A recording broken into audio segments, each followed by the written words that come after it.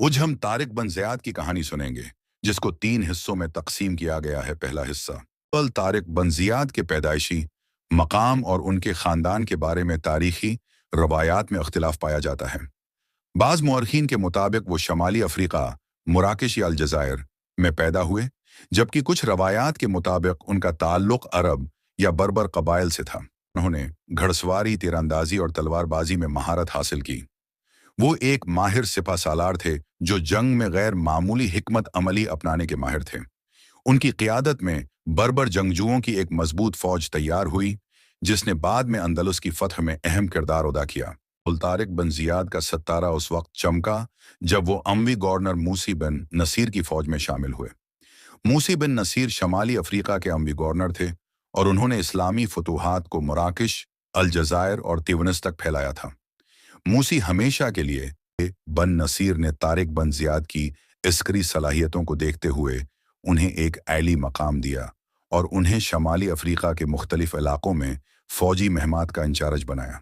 जल्द ही तारिक बन ज़ियाद को मराकश के इलाके तंजा टेंगियर का गवर्नर बना दिया गया।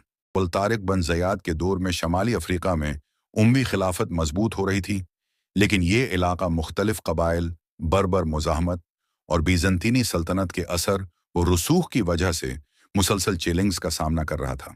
खिलाफत उमय्या 649 के तहत इस्लामी सल्तनत मशरिक में हिंदुस्तान से लेकर मगरिब में स्पेन तक फैल चुकी थी। वलीद बिन अब्दुल मल्क 1715 इस वक्त के अम्बी खलीफा थे, जिनके दौर में इस्लामी फतूहात को अरूज हासिल हुआ। शमाली अफ्रीका में अम्बी सल्तनत को मुस्तहकम करने के लिए मूसी बिन नसीर ने बर्बर कबाइल को इस्लाम में दाखिल किया और उनकी फ़ौजी तरबियत की। मूसी बिन नसीर ने शमाली अफ्रीका के मुख्तलिफ हिस्सों को फतह किया और इस्लामी हुकूमत को मजबूत किया। बर्बर कबाइल के साथ इत्तिहाद किया और उन्हें इस्लामी फ़ौज का हिस्सा बनाया। इस दौरान तारिक बन ज़ियाद को अहम फ़ौजी महमात में भेजा गया, जहां उन्होंने शानदार फतूहात हासिल की। तारिक बन ज़ियाद ने मकामी बर्बर सरदारों को अपनी क़ियादत में मुत्तहद किया। उन्होंने एक मजबूत इस्लामी फ़ौज तैयार की, जिसमें ज़्यादातर बर्बर जंगजू शामिल थे। उनके दौर में इस्लामी हुकूमत का असर व रसूख बहरे ओकियानुस के साहिलों तक पहुंचा। उसमें जुल्म व जबर बहुत ज़्यादा था, ख़ास तौर पर यहूदियों और बर्बर नस्ल के लोगों पर। मकामी गवर्नर जोलियान, तंजा का साबिक हुक्मरान, ने मुसलमानों से मदद तलब की, क्योंकि वो राड्रिक से नाराज़ था। मुसलमानों के पास स्पेन में दाखिल होने का सुनहरी मौका था और मूसी बिन नसीर ने इस मौका से फ़ायदा उठाने का फैसला किया। 710 में तरीफ बन मालिक की क़ियादत में एक छोटा फौजी दस्ता स्पेन में उतारा गया, जिसने कामयाबी हासिल की। इस मिशन की कामयाबी के बाद तारिक बन ज़ियाद को बड़ी फौज के साथ हमले की इजाज़त मिली। हिजरी 1011 में तकरीबन 12,000 फौजियों पर मुश्तमिल एक इस्लामी लश्कर तैयार किया गया।